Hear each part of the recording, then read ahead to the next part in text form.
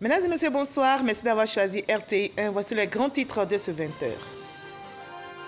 La cérémonie de 40e jour de l'ex-premier ministre Amadou Gon Coulibaly a eu lieu ce dimanche. Le président Alassane Ouattara et des membres du gouvernement avaient à leur côté le premier ministre du Mali, Boubou Cissé, et la première dame malienne. Des prières ont été dites en la mémoire du défunt premier ministre.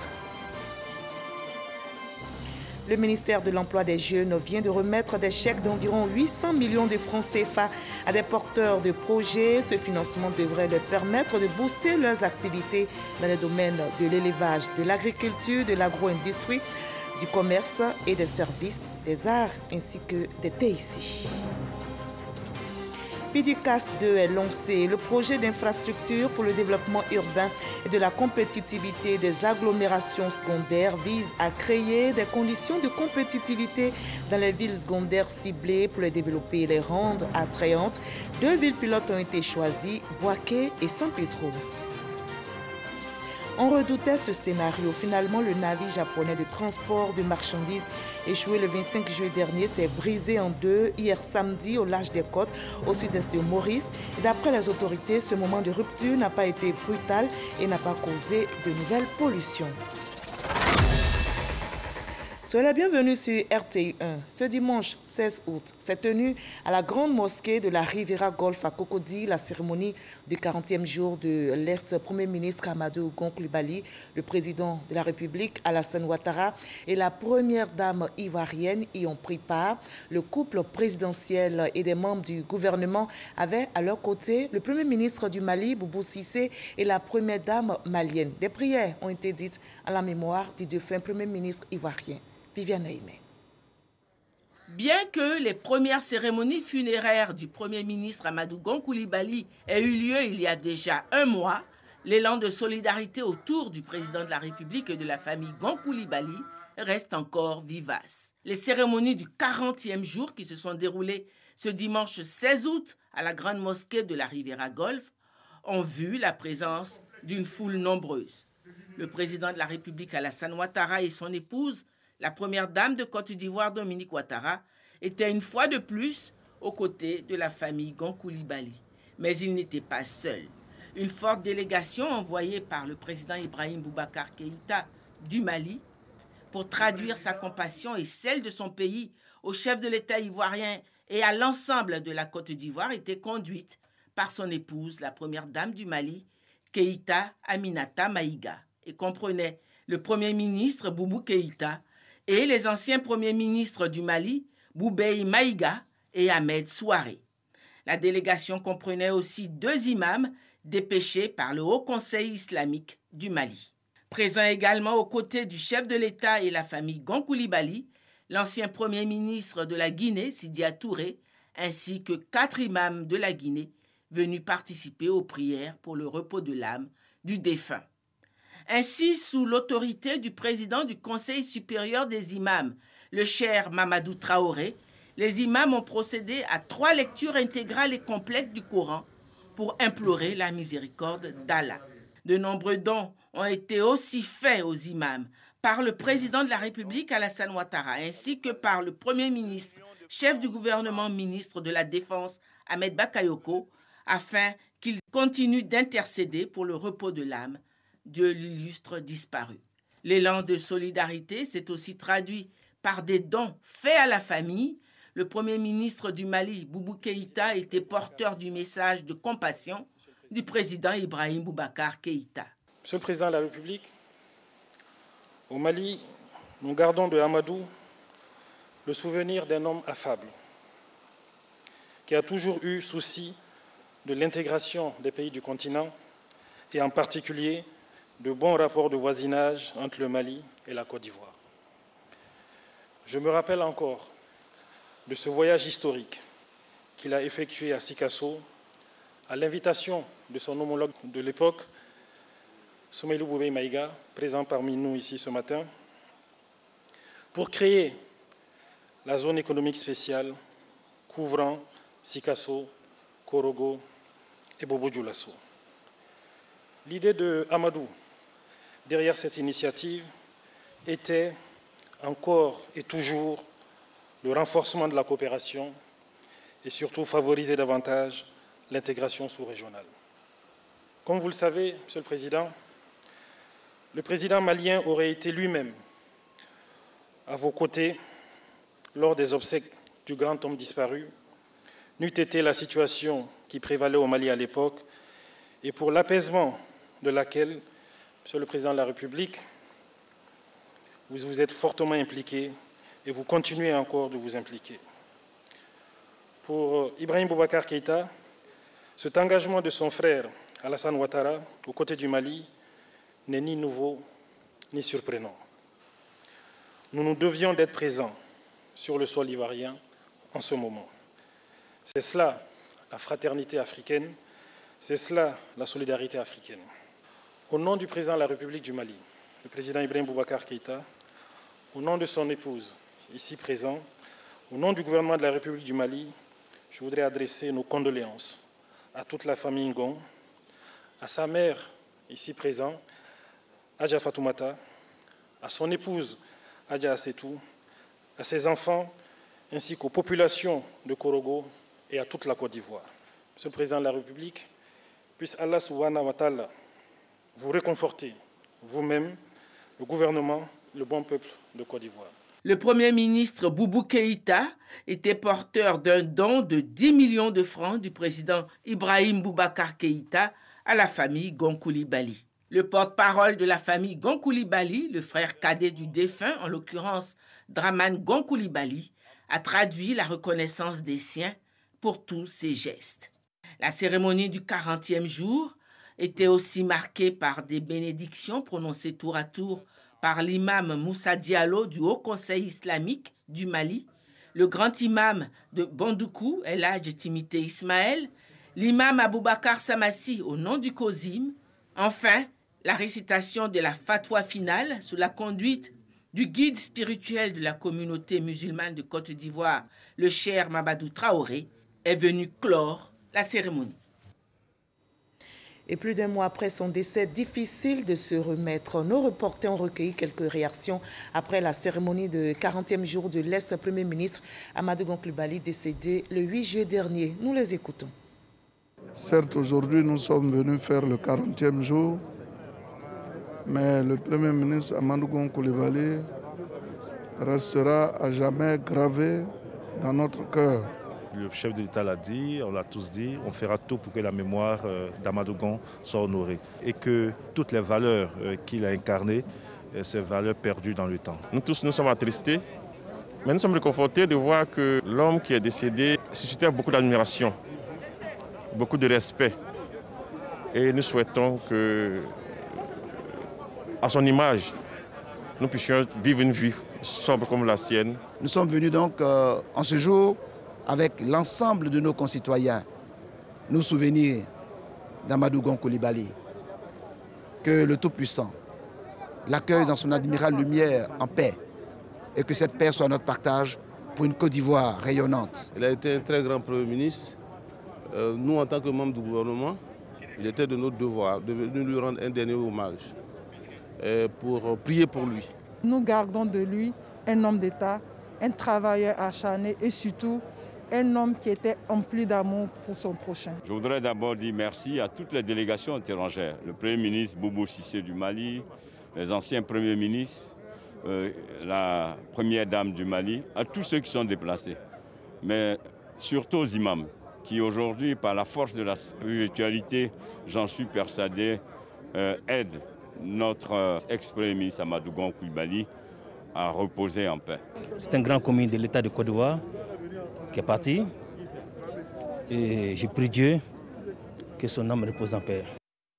Et ce 16 août également à Korogo, ville natale du défunt Premier ministre Amadou Gon Coulibaly, des prières ont été organisées, toujours dans le cadre de cette cérémonie de 40e jour. Imams et population ont invoqué Dieu et rendu hommage à l'ex-chef du gouvernement ivoirien, le Poro, a réaffirmé son soutien à la famille éplorée, nous dit Ami Sissoko.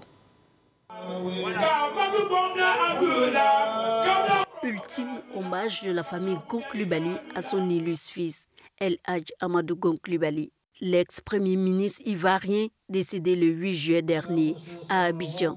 Pour la cérémonie religieuse, musulmane marquant le 40e jour de son rappel à Allah. Sa famille biologique a une fois de plus reçu le soutien du gouvernement, également celui de la population dans toute sa composante.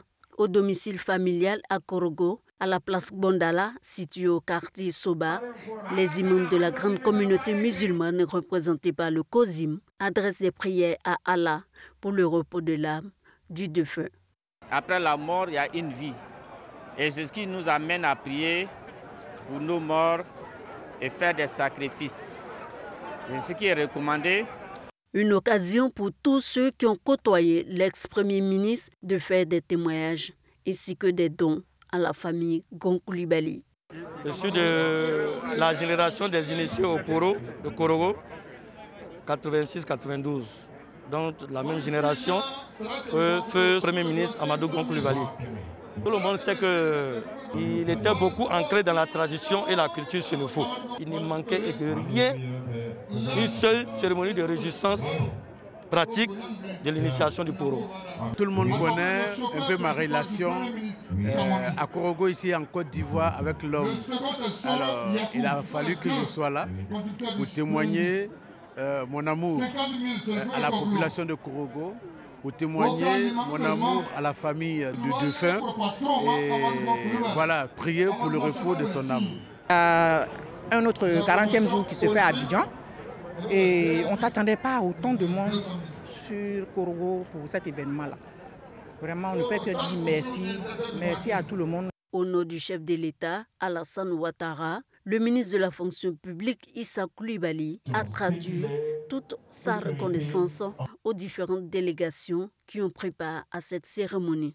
Au nom du chef de l'État, son Excellence Alassane Ouattara, leur réitérer notre gratitude et demander aux imams, partout, à tout moment dans leurs prières, de continuer à formuler des bénédictions pour notre frère et formuler également des bénédictions pour le président de la République, des bénédictions pour la Côte d'Ivoire, parce que notre frère s'est véritablement sacrifié pour la Côte d'Ivoire et il mérite à chaque fois que nous en avons l'occasion de prier pour lui.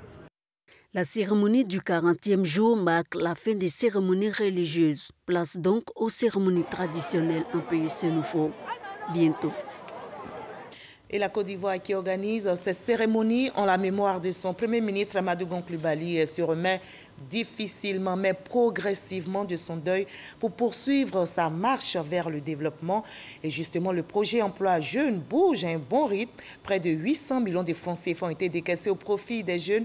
Ce financement devrait leur permettre de booster leurs activités. La remise des chèques a été faite par le ministre Mamadou Touré et deux membres du gouvernement, comme nous le dit Walter Amadou Ouattara. La plateforme de financement est le troisième palier d'engagement de l'agence Emploi Jeunes. Il est destiné aux promoteurs et entrepreneurs dont les besoins financiers sont supérieurs à 5 millions et plafonnés à 50 millions de francs CFA. Leur chèque en main, 30 aspirants de ce programme peuvent à présent réaliser leurs rêves. J'ai reçu 5 millions, c'est pour promouvoir en quelque sorte le développement de la vente du matériel médical. Ce qui m'a motivée, je voulais forcément réaliser mon rêve de vraiment travailler pour moi-même. Parce qu'aujourd'hui, on sait que travailler pour une tierce, franchement, c'est pas facile. Et je voulais forcément être mon propre patron. Franchement, je suis vraiment très heureuse. Il suffit juste de vous rendre pour les jeunes.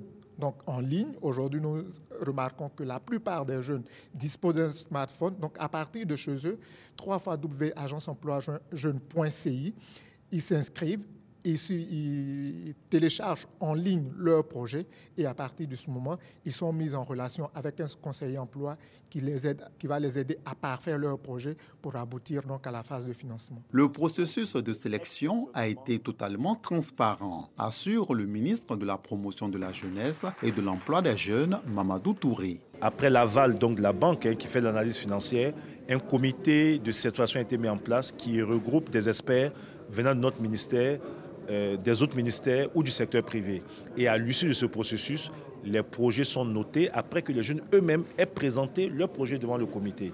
et c'est en fonction des notes obtenues que les jeunes obtiennent le financement. Pour nous, c'était vraiment important parce que c'est ce qui nous permettra de regagner la confiance des jeunes et de leur dire que l'égalité de chance est encore possible dans ce pays. La secrétaire d'État auprès de la ministre de la Femme, de la Famille et de l'Enfant, ainsi que le secrétaire d'État au renforcement des capacités, exhorte les bénéficiaires à faire bon usage des fonds mis à leur disposition. Des recommandations particulières, demander à ces jeunes filles de faire en sorte que les prêts qu'elles ont reçus aujourd'hui puissent leur permettre d'offrir la chance à d'autres jeunes filles de pouvoir travailler parce qu'elles vont embaucher. Le ministre l'a dit tout à l'heure, c'est 26% de jeunes filles.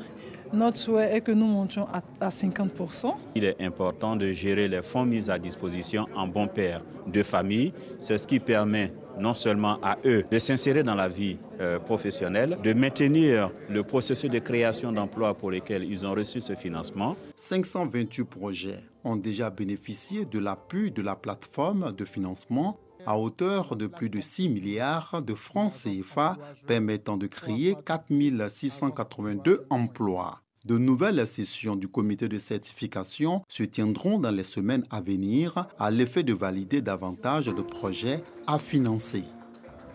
Voilà, comme on le voit, la jeunesse, c'est une priorité pour les décideurs. Des leaders de structures de jeunesse ont échangé avec 8 ministres du gouvernement ivoirien hier samedi. Ils ont évoqué, entre autres, l'emploi, la paix et les élections. Les jeunes ont exposé toutes les préoccupations aux membres du gouvernement qui les ont appelés ensuite à jouer les partitions dans le développement de la Côte d'Ivoire. On retrouve Walter Amadou Ouattara. Salle, Kodjo et Bouclé du Palais de la Culture de Treichville. Ces 300 jeunes, représentants d'associations pour la plupart, se sont inscrits en ligne ou par téléphone pour prendre part à ce meet-up. C'est une initiative du ministère de la Promotion de la Jeunesse et de l'Emploi des Jeunes. Cette activité a permis aux membres du gouvernement d'interagir avec les jeunes, de présenter la politique gouvernementale en termes d'insertion. Les différents ministères sectoriels ont présenté les opportunités. Cela nous a permis de comprendre les préoccupations réelles des jeunes qui veulent la paix, qui veulent la stabilité et qui nous envoient un message en tant que politique pour dire que tous les débats politiques que nous avons actuellement sont très loin de leurs préoccupations essentielles, travailler, se former, s'épanouir. Et je pense que c'est une donne que nous avons déjà intégrée, nous. C'est vrai que nous faisons de la politique, mais nous sommes aussi, donc, à la demande du président Ouattara, très axés sur l'amélioration des conditions de vie de nos concitoyens. En face de 8 ministres du gouvernement de la République de Côte d'Ivoire, ces jeunes ont exposé leurs préoccupations à travers 3 thématiques, notamment 1. Accompagnement vers l'emploi. 2. Paix, cohésion sociale et élections. Enfin, la thématique 3. La société ivoirienne et la crise des valeurs. C'est une rencontre qui a été très enrichissante et c'est une rencontre qui doit pouvoir se répéter aussi pour qu'on puisse évoquer des sujets encore plus variés. Je ressors à 95% conquise et je retiens que le gouvernement est prêt pour la jeunesse et je retiens que tous les jeunes doivent prendre leur vie en main pour être responsables. C'est à nous de montrer ce que nous pouvons faire. Il faudrait qu'en faisant la politique, nous puissions bannir les émotions et que nous puissions nous asseoir et réfléchir à notre avenir parce que la violence ne va pas assurer notre avenir. Chacun des 8 ministres à ce meet-up n'a pas manqué d'exhorter ces jeunes à la prise de conscience, surtout à ne pas céder à la manipulation politique, mais de rester concentré sur l'avenir qui passe par l'acquisition du savoir pour aboutir à l'emploi ou à l'auto-emploi, gage de stabilité socio-économique. Et la Côte d'Ivoire au travail reste mobilisée au plan sanitaire contre le coronavirus. Le pays mise sur la sensibilisation pour venir à bout de cette pandémie.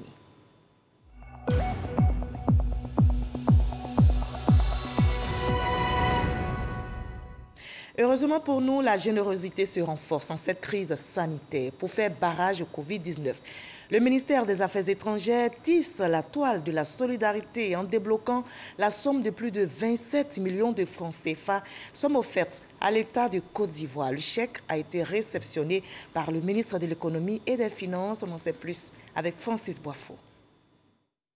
En plus des messages de sensibilisation au respect des mesures d'hygiène et de sécurité pour freiner la propagation de la COVID-19, le ministère des Affaires étrangères apporte un soutien financier à l'État. Les diplomates ivoiriens et les agents interministériels qui sont en service aussi bien au département central à Abidjan que dans nos différentes représentations diplomatiques et consulaires, et se sont mobilisés, à l'instar d'autres entités publiques et privées ivoiriennes, pour apporter leur contribution à la lutte que mène le gouvernement afin de venir à bout de cette pandémie. Nous avons pu réunir la somme de 27 534 813 francs CFA pour contribuer à cette lutte. La lutte contre le coronavirus est une priorité pour le gouvernement. 4 fonds ont été mis en place pour porter assistance aux victimes et relancer l'activité économique. À ce jour, plus de 114 000 personnes ont bénéficié du fonds de soutien humanitaire. 28 grandes entreprises ont bénéficié de prêts et 51 PME, petites et moyennes entreprises, ont bénéficié également d'appui. Quant aux acteurs du secteur informel, les bénéficiaires sont au nombre de 13 651. Le don du ministère des Affaires étrangères vient à point nommé pour renforcer les efforts et les actions du gouvernement. Le ministre des Affaires étrangères et son collègue de l'économie et des finances invitent au respect des mesures barrières contre la Covid-19. La maladie est contagieuse et mortelle. Autre action à saluer, c'est le projet d'infrastructure pour le développement urbain et de la compétitivité des agglomérations secondaires. La phase 2 de PIDUCAS est lancée. Le but est de créer des conditions de compétitivité dans les villes secondaires ciblées pour les développer et les rendre surtout attrayantes. Les 2 villes pilotes ciblées sont Boaké et San Pedro. Sam Conan pour le reportage. La composante 2, qui concerne l'appui au développement du secteur privé dans le cadre du PIDUCAS, projet d'infrastructure pour le développement urbain et la compétitivité des agglomérations secondaires, lancé à San Pedro. Pendant 1 mois, des enquêteurs vont se rendre dans toutes les petites et moyennes entreprises pour recueillir un certain nombre d'informations. Il s'agira de répertorier leur vécu. Leur vécu, c'est la réalité de ces entreprises. Aussi bien les succès que les difficultés. Ces questions répondues correctement vous faire bénéficier éventuellement d'un appui qui peut être financier, qui peut être un renforcement des capacités, qui peut être un appui organisationnel. Tout ça là pour vous aider à grandir.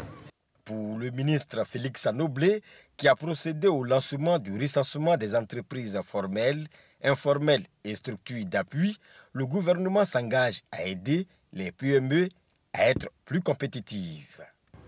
Il nous revient, et ce sont les instructions du chef de l'État, de faire en sorte que les PME, détenues à 90% par les nationaux, puissent être compétitives, exister, être fortes et grandir pour que demain, nous ayons une masse critique d'entreprises capables de rivaliser avec l'économie extérieure investie en Côte d'Ivoire et capables de permettre aux Ivoiriens de prendre leur place dans l'émergence et dans l'économie de leur pays. Telle est l'une des missions importantes de cette mission qui est avec vous. Les enquêteurs ont été présentés aux autorités. Ce recensement permettra de faire l'état des lieux de l'écosystème des entreprises de Boaké et de San Pedro et l'élaboration d'un manuel d'exécution pour la conception et la réalisation du programme d'entrepreneuriat piloté par le PIDUCAS et la Banque mondiale. Dans l'actualité politique nationale, les cadres du Grand Centre regroupés au sein de l'ACCD, l'Association des cadres du Centre pour le développement, annoncent leur soutien au chef de l'État et à sa candidature à la présidentielle.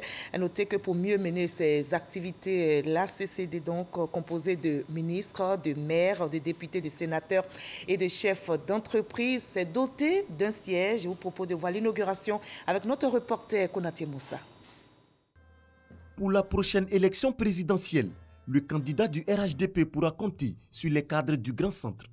Réunis au sein de l'ACCD, Association des cadres du Centre pour le développement, ils réaffirment leur soutien au président Alassane Ouattara. Nous avons l'obligation, tous, de travailler pour que le président Alassane Ouattara puisse gagner au premier tour.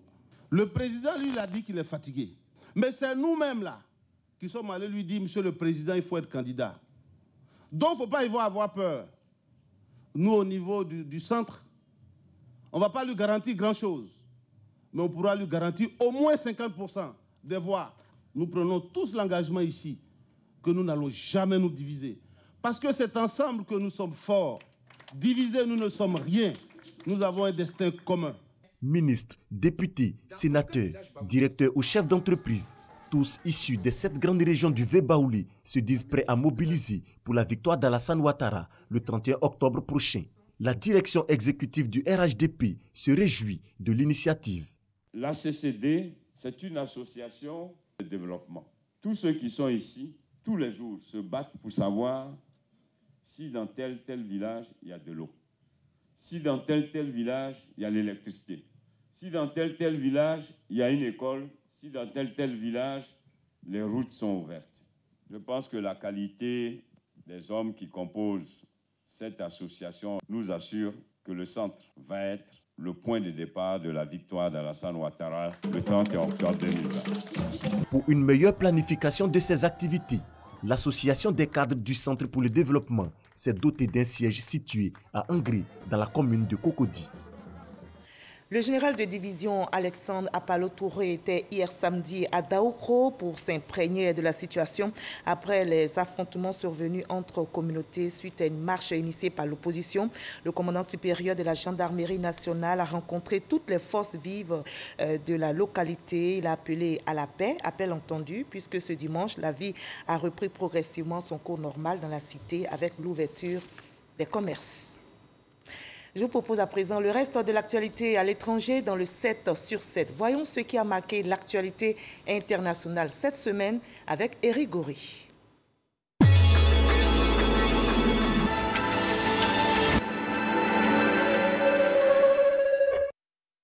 Au Niger, le Conseil national de sécurité s'est réuni au lendemain de l'assassinat des humanitaires français pour condamner cet acte et prendre des mesures en vue de protéger davantage les populations nigériennes face au terrorisme. Au Liban, les manifestations contre les autorités se poursuivent après l'explosion qui a fait plusieurs morts et blessés à Beyrouth. Les populations de Bamako continuent leur manifestation contre le président Ibeka, une manifestation soutenue par l'opposition et des guides religieux. Ces manifestations durent plusieurs mois. En Afghanistan, 400 prisonniers recouvrent la liberté. Ces 400 prisonniers sont impliqués dans les attaques contre Kaboul. Une décision qui intervient dans un contexte spécial après les négociations entre le gouvernement afghan et les insurgés. Un accord de paix a été signé entre Israël et l'Émirat arabes unis. Un accord qui vise à normaliser les relations de ces deux pays. Cet accord a été négocié sous la houlette des États-Unis. Les chrétiens catholiques du monde entier ont célébré la fête de l'Assomption, une célébration qui intervient dans un contexte spécial dominé par la Covid-19. Le navire pétrolier japonais MV Wakasio s'est enfin écrasé 3 semaines après avoir échoué sur un récif de l'île Maurice. Ce navire a versé 800 à 1000 tonnes de mazout dans les eaux turquoises de cette destination touristique de l'océan.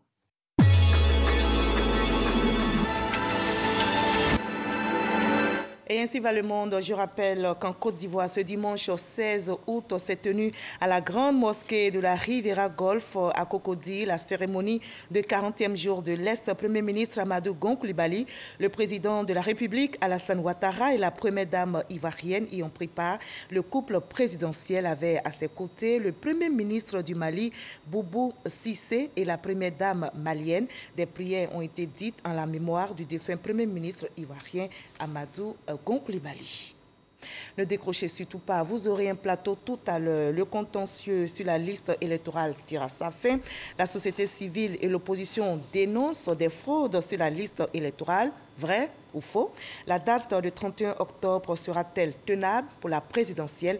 En tout cas, le président de la CEI, Commission électorale indépendante, sera tout à l'heure donc en face de Lassine Fofana dans Ça fait l'actualité. Très belle soirée, prenez soin de vous et très belle émission.